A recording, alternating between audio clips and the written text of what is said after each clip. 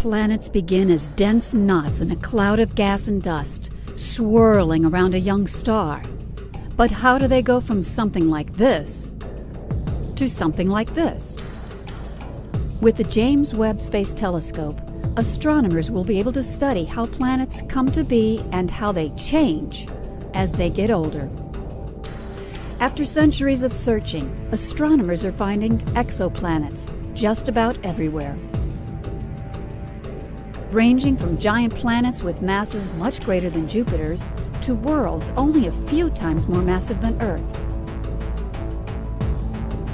But where do the planets we know best fit into the menagerie of worlds astronomers are finding? How did our solar system come to be the way it is? Why is Earth a balmy, water-rich world? And are there others like it elsewhere in the galaxy? These are the kinds of questions astronomers will address with Webb. For planets that pass directly in front of their stars, Webb will search for chemical fingerprints, identifying atmospheric gases like water vapor, carbon dioxide, and methane that absorb specific wavelengths of the star's light. Webb will also study the dusty disks where new planets form to reveal how the chemical compositions of younger and older disks change with time, and identifying how these changes are reflected in the planets we find. Such studies will be revolutionary in their own right, and by applying Webb's capabilities closer to home, astronomers will better understand planetary systems. For example, how do our asteroids, comets, and other small bodies like Pluto relate to the objects that create the dusty disks around other stars? The Webb telescope will determine the chemical and physical properties of these bodies with unprecedented sensitivity in wavelengths unavailable to telescopes on the ground. By learning more about the small bodies in our solar system, scientists will be able to address questions about the solar system's past and compare it to other planetary systems we find in similar phases of construction. For example, did Earth's oceans arrive by impacts with small icy bodies? If so, is the same process happening elsewhere? And can we find those locations?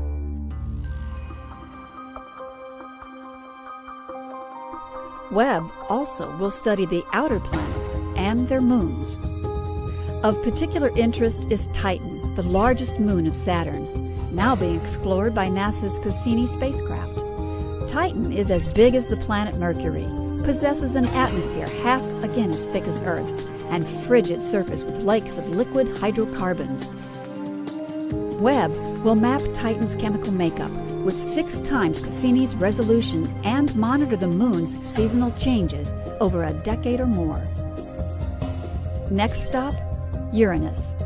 When Voyager 2 returned this image in 1986, the planet's south pole was facing the sun. Few clouds could be seen. But as Uranus neared its equinox in 2007, bright clouds suddenly materialized.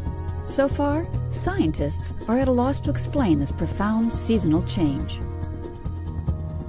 During Voyager's visit, the northern hemispheres of Uranus's big moons were all in shadow. But when Webb begins service, the moon's northern halves will face the sun and give astronomers abundant new real estate to explore.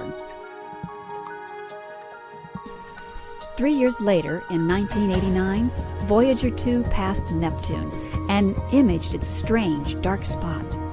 Over the following years, astronomers have seen the dark spot disappear and then reappear. Voyager easily picked out clouds despite Neptune's greater distance from the Sun. Why is weather on Uranus and Neptune so different? Neptune's big moon Triton is unusual too. Nitrogen-spewing volcanoes and other geological forces reshaped this frozen surface in ways we're just beginning to understand.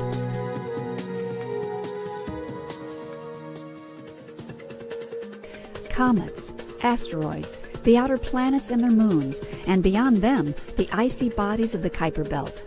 These objects provide us with the closest and most detailed look at how our own solar system evolved.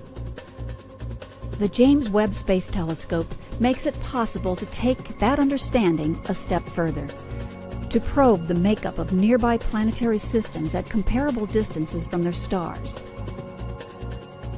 Webb will allow astronomers to directly compare the chemical and physical properties of our outer solar system with similar zones around nearby stars.